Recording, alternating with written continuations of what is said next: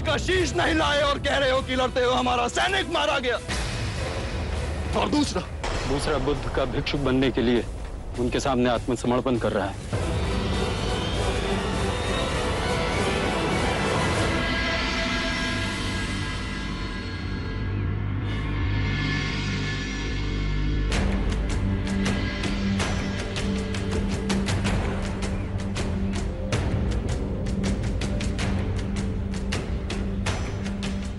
मैं तो अनपढ़ हूँ मुनिवर, आज आपके सामने जीवित हूँ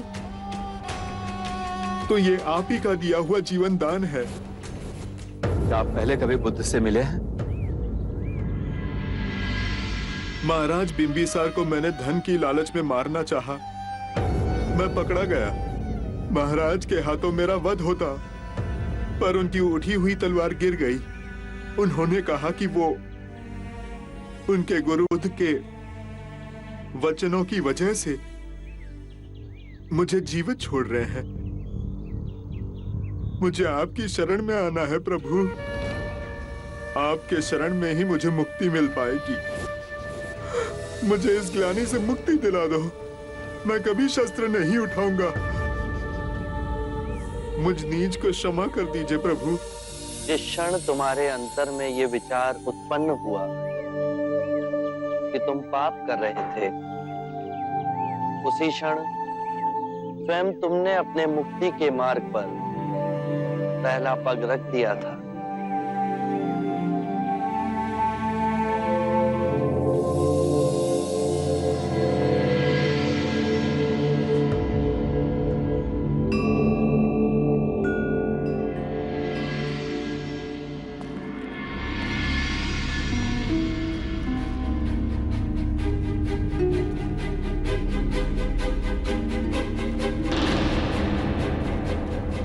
आपने मुझे बुलाया।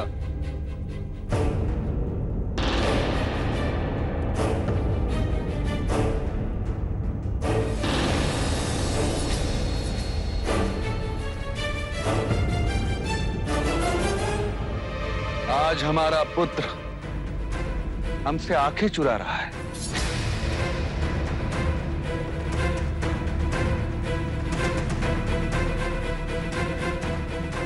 इस घिनौने षड्यंत्र के पीछे तुम हो, ये कहने में भी मुझे लज्जा आ रही है। मेरे पश्चात मगध का सिंहासन तुम्हारा ही तो है, फिर इतने अधीर क्यों? मैं स्वयं तुम्हें मगध का राजा घोषित करता। आपका क्या भरोसा, कल मेरे विरुद्ध किसी और को खड़ा कर दिया तो? मैं तुम्हारे विरुद्ध किसे खड़ा करता? अपने उस पुत्र को जो आपको उस कणिका आम्रपाली से अजात शत्रु। मेरे मुंह से उसका नाम सुन तिलमिलाहट होने लगी, परंतु मेरी तिलमिलाहट का क्या? वो आम्रपाली कम थी जो अब ये बुद्ध भी आपके जीवन में आ गया। आपने उसको प्रधानता देने के लिए अपने निष्ठावान ब्राह्मणों को अपेक्षित किया। अन्याय आपके स्वभाव में ही है। पुत्र, समय रहते संभल जाओ, अन्यथा इसे गहरी खाई में गिरोगे कि निकलना असंभव हो जाएगा। जो तुम्हारी भलाई सोचते हैं उनमें तुम केवल बुराई देखते हो, पर ये बुराई तुम्हारे अपने मन का खेल है। उपदेश देना शुरू, पड़ गया ना उस बुद्ध की संगति का आप पर प्रभाव। लेकिन मैं आपके उस बुद्ध की तरह नहीं हूं। मैं अपने राज्य की सुरक्षा किसी और के हाथ में सौंपकर सन्यासी बन जाऊं। मैं अजात शत्रु अपने क्षत्रिय धर्म का पालन करूंगा। मैं मगध की सुरक्षा का भार उठाऊंगा। मेरे राज्य में मगध का ध्वज पूरे जम्बू द्वीप में फहराया जाएगा। मगध की प्रजा पूर्ण रूप से सुरक्षित है। पूरे जम्बू द्वीप ने हमारे राष्ट्र का लोहा माना है, तो फिर थे में रक्तपात क्यों? आप क्षत्रिय हैं, रक्तपात से कब से डरने लगे? तो ये भी उस पाखंडी बुद्ध की शिक्षा तो नहीं? अजात शत्रु, तुमसे बात करना भी व्यर्थ है। यदि चाहता तो मेरे ऊपर हुए आक्रमण के लिए तुम्हें दंडित कर सकता था। किंतु मैं पिता हूं तुम्हारा, तुम मुझे मारने का विचार कर सकते हो, किंतु मैं नहीं।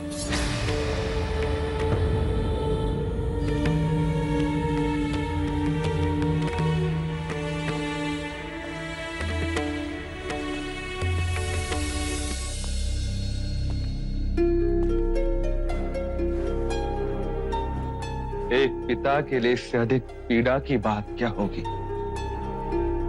कि उसका अपना रक्त ही उसका शत्रु है। मेरी आयु अब वानप्रस्थ की ओर जाने की हो चुकी है। मैं स्वयं इस राजपाट को छोड़ना चाहता हूं, पर मुझे लगता है कि अगले 10 वर्ष मुझे उस दिन की प्रतीक्षा करनी होगी।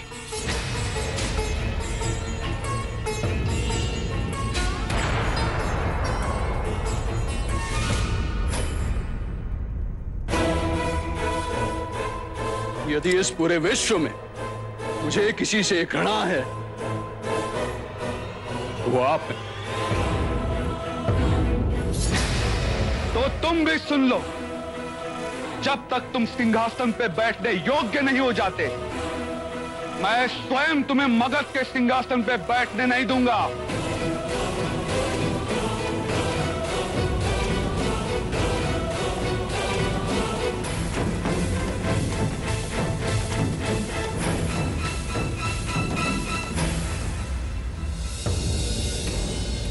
अपने पिता के छाती पे पांव रखकर तुम कौन सी ऊंचाई छूना चाहते हो पुत्र? पिता और पुत्र का ये नाता होता।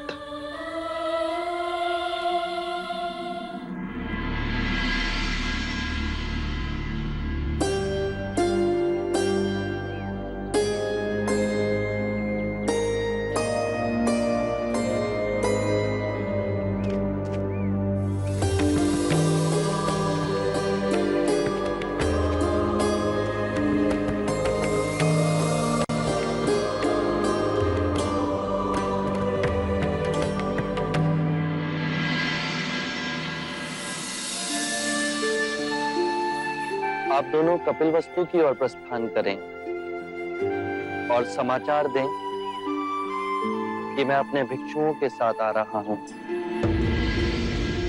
अब कपिलवस्तु के घर घर में दीप जलाए जाएंगे। अमात्य, आप किन विचारों में खो गए? मैं तो हर क्षण बुद्ध में खोता जा रहा हूं। इतने शांत और सुगम, जैसे आकाश में स्वतंत्र मंडराते बादल। चिंता मारी, चाह मारी। इस चाह के मार्ग में मैंने कई उपद्रव किए और देखे, फिर आपको देखा। आप पूर्ण स्वतंत्र। ये संसार अब आपको नहीं बांध सकता। मैं आपके चरणों में रहना चाहता हूं, आपका भिक्षु बनना चाहता हूं।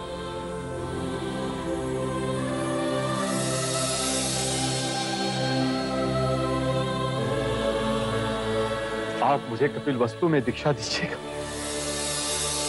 आपका भिक्षु बना तो मेरा जीवन सफल हो जाएगा। चन्ना, तुम भिक्षु ना बनोगे? मैं भिक्षु कैसे बन सकता हूं? मैं तो सारथी पुत्र हूं। नहीं चन्ना, मेरे परम सत्य के मार्ग में ना वर्ण भेद है, ना जाति भेद। इन सभी भेदों को इसी जगत ने बनाया है। इन भेदों का परम ज्ञान से कोई नाता नहीं। तो क्या मैं भी? परंतु मैं चाहकर भी भिक्षु ना बन सकूंगा। क्यों? बिना देवी यशोधरा की आज्ञा के मैं ये भिक्षु व्रत ना ले सकूंगा। जब मैं आपको वन छोड़कर कपिलवस्तु वापस लौटा तो मैं बहुत दुखी था। देवी यशोधरा ने अपनी पीड़ा को बुलाकर मेरे दुख को संभाला, मुझे दिन रात सांत्वना दी। वो महाराज और महादेवी की बैसाखी बनी, राहुल को माँ और पिता का प्रेम दिया। मैं ऐसी कठिन परिस्थिति में उन्हें छोड़कर कदापि नहीं। मेरी इस परम सत्य की खोज में तुम सबका महान त्याग है। यशोधरा का मैं ऋणी हूं।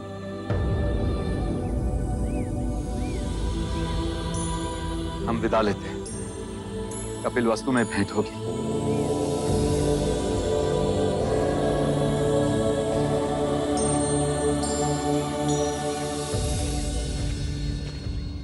व्यक्ति भिक्षुक बनते हैं। कभी तुमने अंतर्मन के भिक्षु को देखा है? वो देखो, वो जा रहा परम भिक्षु।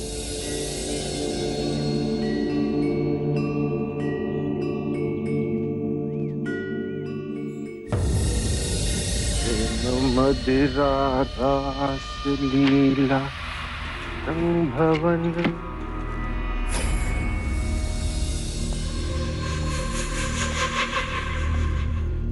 ये क्या पागलपन है यशो? सिद्धार्थ के सन्यासी बनने की सूचना मैंने तुम्हें दी थी और तुम उसी का अनुसरण करने लगी। मैं कृपा मानती हूं तुम्हारी, जो तुमने मुझसे उनके बारे में सत्य कहा। जो रहा सहा मोह था मेरे सौंदर्य को लेकर, अब वो भी समाप्त हो गया।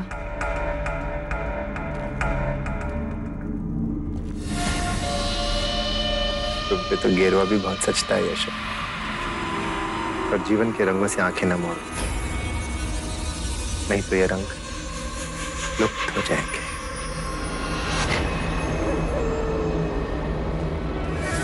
तुम्हारे भाग्य में महादेवी बनना लिखा है यशो।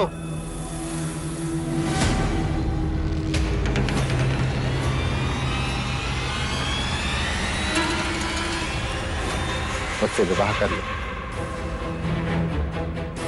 क्योंकि सिद्धार्थ तो शाक्यों का महाराजा बनने से रहा, और देवदत्त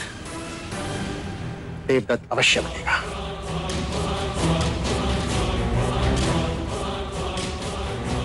वही देवदत्त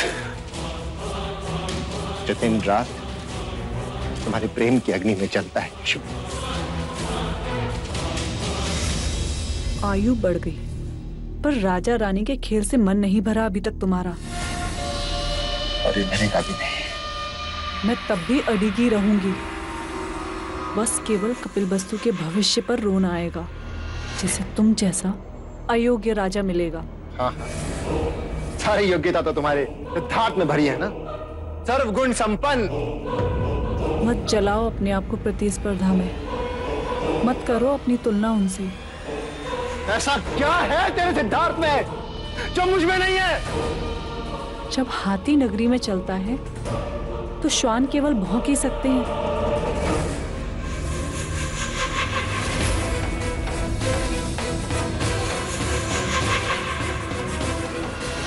हाथी?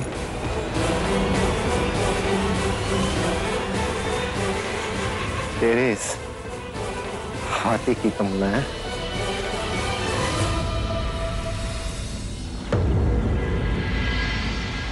सुनो सुनो सुनो सुनो सुनो, सभी सुनो सुनो, अमात्य और चन्ना आ गए। अमात्य और चन्ना आ गए। क्या समाचार लाए हो? कुछ तो बताओ, कैसे हो? अरे रुको रुको रुको, अरे रुको, क्या सांसें नहीं लेने दोगे?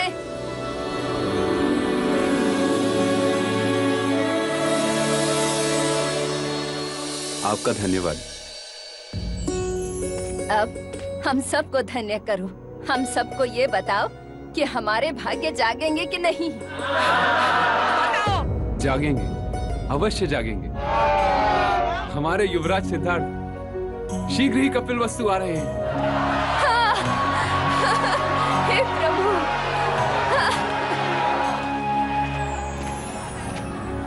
कपिल वस्तु की प्रजा में इतना उत्साह क्यों?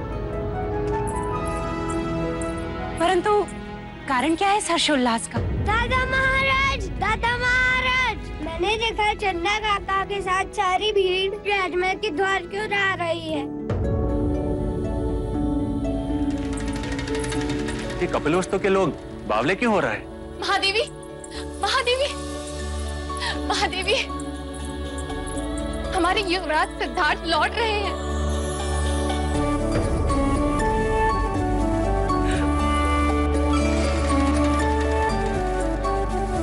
महाराज, अमात्या, हमें बता दो कि जो हम सोच रहे हैं वो सत्य है। हम आपको निराश नहीं करेंगे महाराज। युवराज सिद्धार्थ कपिलवस्तु आ रहे हैं। पूरे महल को सजाओ, सिद्धार्थ के कक्ष को नए रंग से पुतवाओ, नए कलाकार बुलवाओ, उसके कक्ष में नए चित्र बनाओ। क्षमा महाराज, युवराज सिद्धार्थ नहीं, शाक्य मुनि बुद्ध लौट रहे हैं। वो राजमहल में नहीं रहेंगे। सिद्धार्थ अपने घर में नहीं रहेगा। सोने चांदी की जहां चमक हो, छल कपट का जहां निरंतर कारोबार हो, जहां हिंसक प्रवृत्ति बलवान हो, वहां बुद्ध का स्थान नहीं।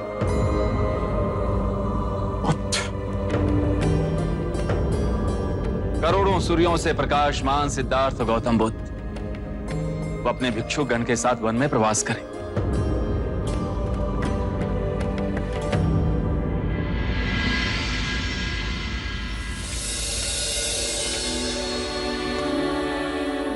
भाई महाराज, क्षण की प्रतीक्षा हम सब ने की, इसे यूं व्यथा में न गंवाएं। चन्ना काका, चन्ना काका, क्या आपने मेरा खिलौना पिताजी को दे दिया? हाँ, वो तुम्हारे बारे में बहुत उत्सुक थे और पूछ रहे थे कि हमारे राहुल का हृदय कैसा है।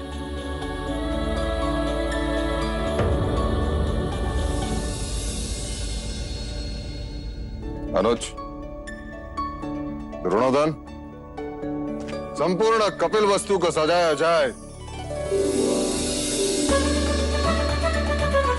कपिल वस्तु के सारे मार्ग फूलों से सजाया जाए। मुख्य द्वार पर अशोक के तोरण बांधे जाए। नगर चौक पर रंगोलियां बनाई जाए। हर द्वार दीपों की माला से सुसज्जित किया जाए। सिद्धार्थ के आने के हर मार्ग पर उसे सुविधाएं हो। मार्गों से कंकर पत्थर दूर करो। हर मार्ग पर पानी का छिड़काव हो। सिद्धार्थ को ठहरने के लिए निगरोधा वन में कुटिया बनाई जाए। उनके अनुयायियों के लिए भी कुटिया निर्माण हो।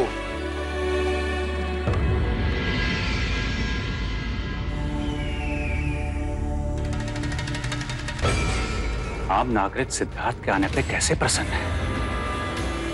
बड़े बुरे संकेत हैं।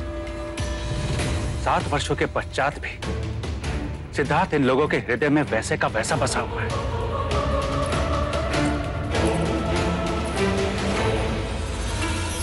यदि देवदत्त शाक्यों के सिंहासन पे बैठने गया तो लोग उसका साथ ना देंगे।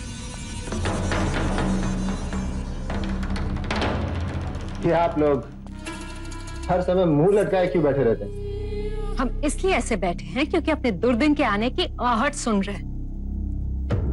सिद्धार्थ अपने अनुयायियों के संग आज रात्रि निगरोध वन में पहुंचने वाला है।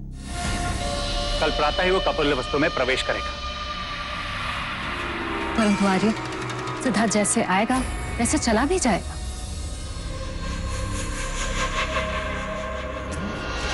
देवदत्त, जब तक सिद्धार्थ यहाँ है कोई भी व्यर्थ का वाद विवाद खड़ा मत करना। कोई कांड या उपद्रव भी मत करना। जो निश्चय मैंने किया है मैं उस पर अडिग रहूंगा। अब कौन सी मूर्खता का निश्चय किया तुमने? सिद्धार्थ कपिलवस्तु अवश्य जीवित आया है, किंतु जीवित लौटेगा नहीं। सिद्धार्थ मरेगा, मरेगा सिद्धार्थ। और उसके साथ मरेगी महाराज शुद्धोधन की आशा और यशोधरा का विश्वास। और उसके बाद फिर महाराज शुद्धोधन मुझे शाक्यों के सिंहासन पर बैठाएंगे। परंतु देवदत्त और यशोधरा मुझे अपना वर चुनेगी। यशोधरा मुझे अपना वर चुनेगी। देवदत्त!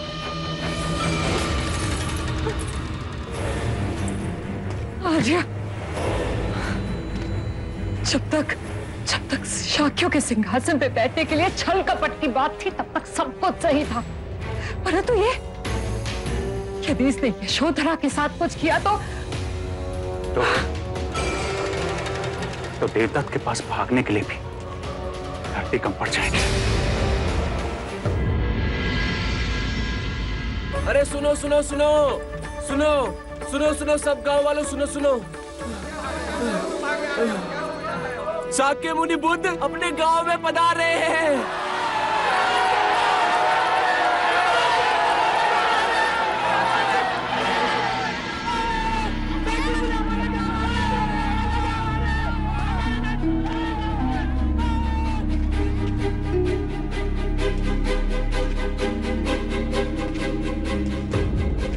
महाराज की जय हो। महाराज, युवराज सिद्धार्थ के चरण कपिलवस्तु में पड़ चुके हैं और उनके साथ उनके भिक्षु भी हैं। शाक्य मुनि बुद्ध की, शाक्य मुनि बुद्ध की, शाक्य मुनि बुद्ध की, शाक्य मुनि बुद्ध की, शाक्य मुनि बुद्ध की, शाक्य मुनि बुद्ध की, शाक्य मुनि बुद्ध की, शाक्य मुनि बुद्ध की। शीघ्र चलो चन्ना, चलो। शाक्य मुनि बुद्ध की, शाक्य मुनि बुद्ध की, शाक्य मुनि बुद्ध की, शाक्य मुनि बुद्ध की, शाक्य मुनि बुद्ध की, शाक्य मुनि बुद्ध की, शाक्य मुनि बुद्ध की, शाक्य मुनि बुद्ध की।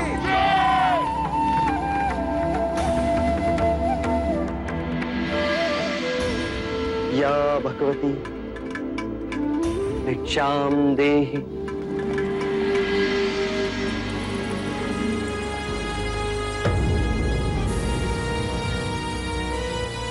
चन्ना, सिद्धार्थ कहाँ है?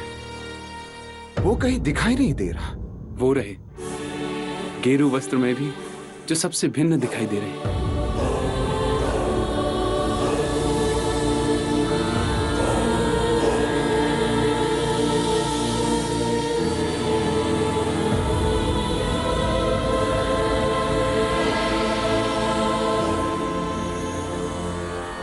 धन्य भाग इस बुढ़िया के जो आप शाक्य मुनि बुद्ध इस गरीब के झोपड़े पधारे, परंतु आपको देने के लिए इसके सिवा और कुछ ना है।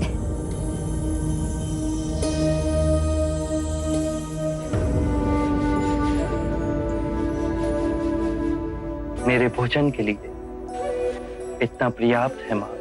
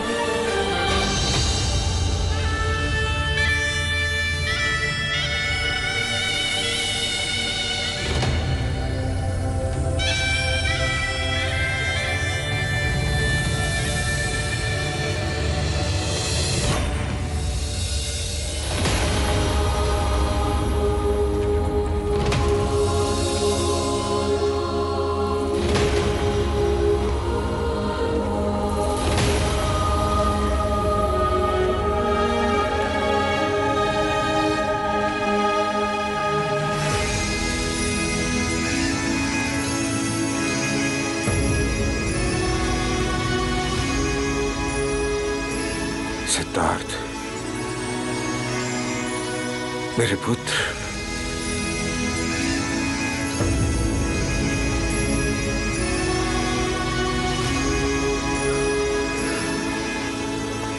कैसे हो मेरे पुत्र? प्रणाम पिताश्री।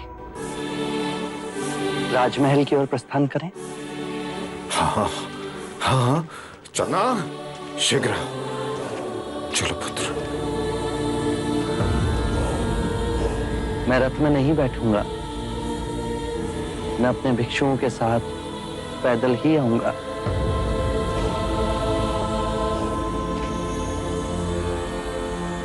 आओ पुत्र। कपिलवस्तु आने के पश्चात हमें लगा कि तुम सर्वप्रथम महल में आओगे, हमसे मिलोगे। तुम्हारी मां ने उत्साह में न जाने कितने व्यंजन बनाए तुम्हारे लिए।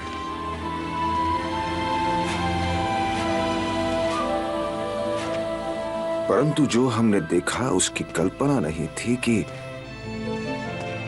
कपिलवस्तु का युवराज एक दरिद्री के झोपड़े में भिक्षा मांगते हुए हमें दिखाई दे। पिताजी, अब मैं युवराज नहीं, भिक्षु, और अब मैं अकेला भी नहीं। मेरे साथ मेरे भिक्षुओं का समुदाय भी आया है और मुझे भी हर भिक्षु की तरह अपने लिए भिक्षा मांगनी पड़ती है। परंतु शाक्य कुल की ये रीत नहीं। शाक्य कुल की रीत ना हो, पर यह भिक्षुओं की रीत सदैव ही रही है। भिक्षा मांगना एक आध्यात्मिक अभ्यास है जो हमारे समुदाय को नम्रता और संभाव देता है। भिक्षु धनी और निर्धन के पक्षपात से ऊपर है। मेरे मार्ग में सभी समान है, चाहे वो दीन हो या धनी, क्योंकि उन सभी में परम सत्य का द्वार खोलने का सामर्थ्य है, जिससे उनका ज्ञानोदय हो, उन्हें मुक्ति मिले। भिक्षा मांगने से हमारी गरिमा नहीं घटती, अपितु जो भिक्षा देता है उसका सामर्थ्य और मनोबल बढ़ता है। ये उसके लिए एक स्मरण साधन मात्र है कि केवल मुझ में नहीं, अपितु हर मनुष्य में वो गरिमा विद्यमान है। परंतु लोग तो उसे भिक्षा ही मानते हैं पुत्र। दोनों में बड़ा अंतर है। जो भीख मांगते हैं वो कार्य से जी चुराते हैं। अर्थात तुम भिक्षु लोग समग्र शक्ति इकट्ठा कर जन जन के लिए मोक्ष का मार्ग खोल रहे हो। जी पिताजी, भिक्षा मांगने से अहंकार का जो भाव हमारे अंतर में गांठ बांधे बैठा है वो टूट जाता है। भिक्षा देना भी उनके लिए उनके बुरे कृत्यों को समाप्त करने का एक मार्ग है। भले इसने तेरे क्षत्रिय कुल में जन्म लिया हो, पर रूप सन्यासी का लेकर आया है। बालक के शरीर पर महापुरुष गौतम की तरह 32 लक्षण है। पिताश्री, मैं इस क्षण आपके समक्ष खड़ा हूं। आप बीती बातों में कहां खो गए? असित मुनि के भविष्यवाणी का स्मरण हो गया। काल चक्र को भेद असित मुनि ने जो भविष्यवाणी देखी वो देखने में मैं असमर्थ था, या मैं जानबूझ के देखना नहीं चाहता था। परंतु यह अद्भुत घटना होकर ही रही। तुम सिद्धार्थ से पुत्र बन गए।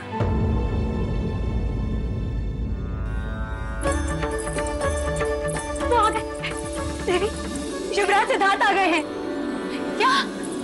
तू जा और महादेवी प्रजापति को सूचना दे। जी। मंगला दीदी, दीदी, दीदी, दीदी क्या बात है विभा? शुभ आ गया दीदी। कौन सा शुभ? हमारे सिद्धार्थ आ गए। आप जल्दी आइए। हाँ जल्दी आइए। महादेवी, महादेवी, महादेवी, यशिका, महादेवी, दुख के दिन बीत गए हैं। हमारे युवराज सिद्धार्थ महाराज के साथ वापस आ रहे हैं।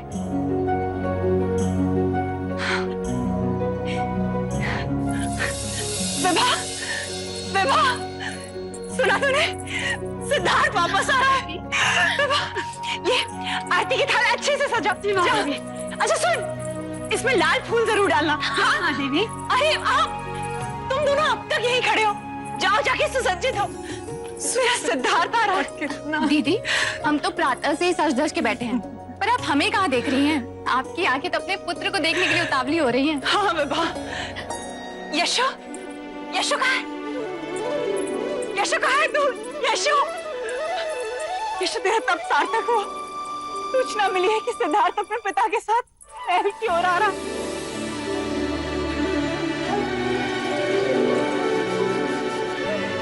यशो, मैं चाहती हूँ कि जब सिद्धार्थ आए तो उसका स्वागत सबसे पहले तू करे, उसकी पहली आरती तू ही उतारे। चल मेरे साथ।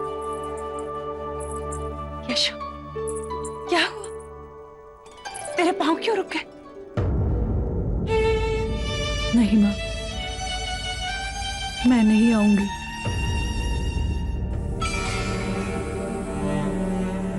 यदि वो पूछे तो उनसे कहिएगा कि वो मुझसे मिलने यहाँ आए। यशोधरा, इतना अभिमान? ये अच्छी बात नहीं है। कोई और बात है क्या तेरे मन में? यशु, मेरे सिद्धार्थ को क्षमा कर दे, मत रूठ उससे। महादेवी जल्दी कीजिए, युवराज सिद्धार्थ महल के द्वार पर पहुंचने ही वाले हैं। यदि आप यही खड़ी रही और उन्होंने आपको अपने सामने ना पाए तो? चलिए चलिए दीदी, यदि यशोधरा की यही इच्छा है तो सिद्धार्थ उससे यहीं आके मिल लेगा। महादेवी जल्दी कीजिए, यदि हम यहीं पे खड़े रह गए तो पता चला कि सिद्धार्थ स्वयं यहीं पर आ गया।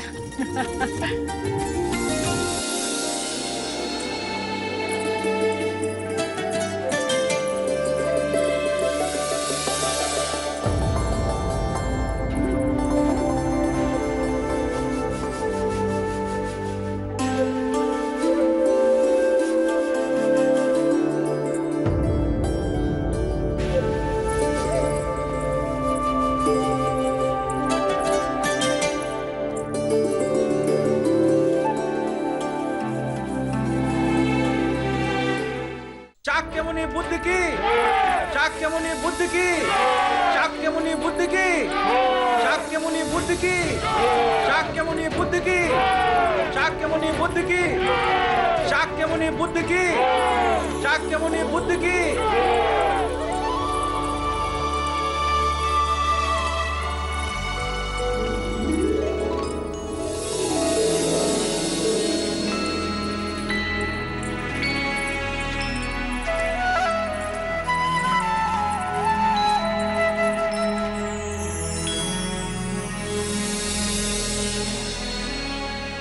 तुम्हारे माँ के आनंद की सीमा देखी, नंगे पैर दौड़ आई।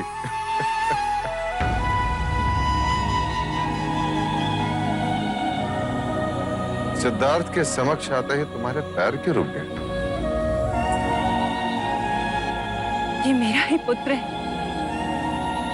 हाँ प्रजापति, पूर्णमासी के चंद्रमा की तरह धरती और गगन को चमकाने वाला यही तुम्हारा पुत्र है।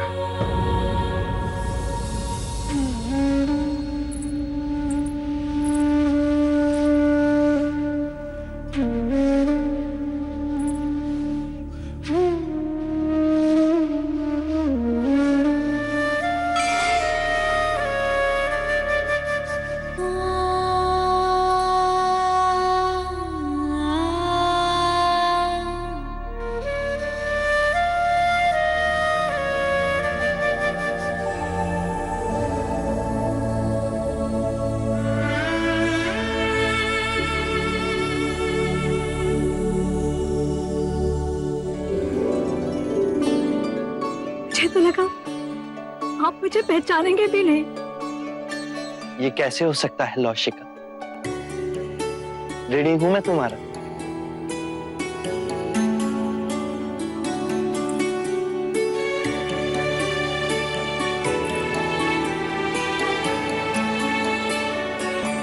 महादेवी, युवराज को काला टीका लगा दे, कहीं इन्हें आप ही की दृष्टि ना लग जाए।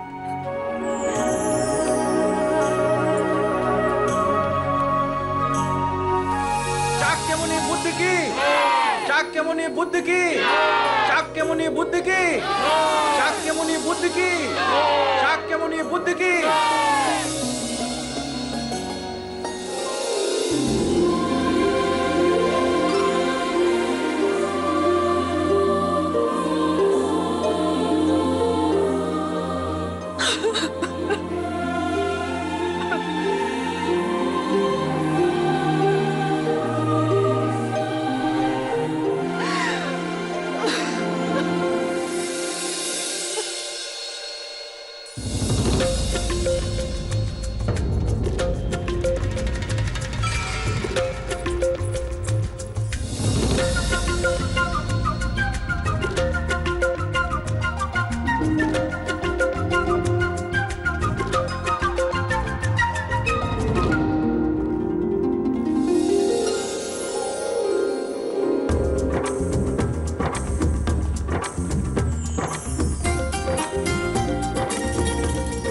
क्या मैं आपको पिता बुला सकता हूँ?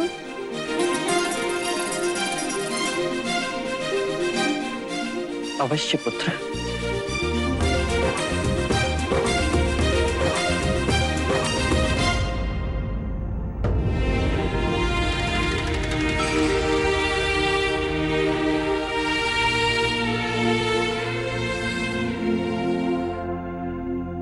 आप मुझे भूल तो नहीं गए?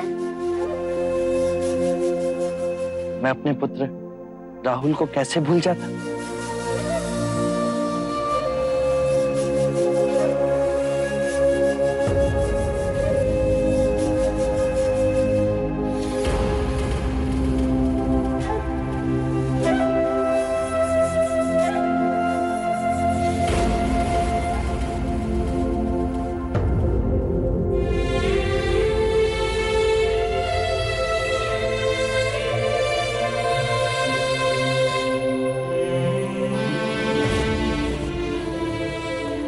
नंद कहाँ है माँ?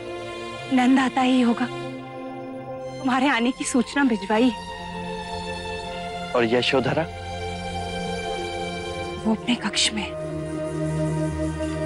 वो नहीं आएगी। जानता हूं, मुझे ही उसके पास जाना होगा। उसकी पीड़ा और व्यथा का कारण केवल मैं ही।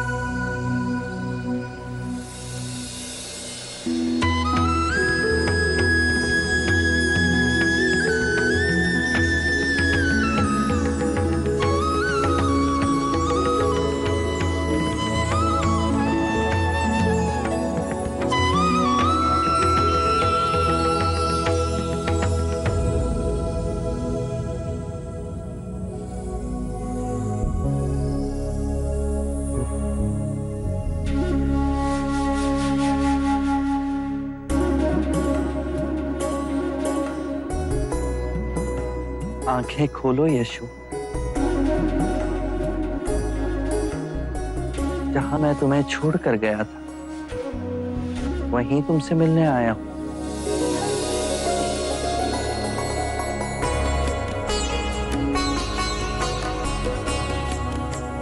तुम्हें दिया हुआ वचन पूर्ण करने आया।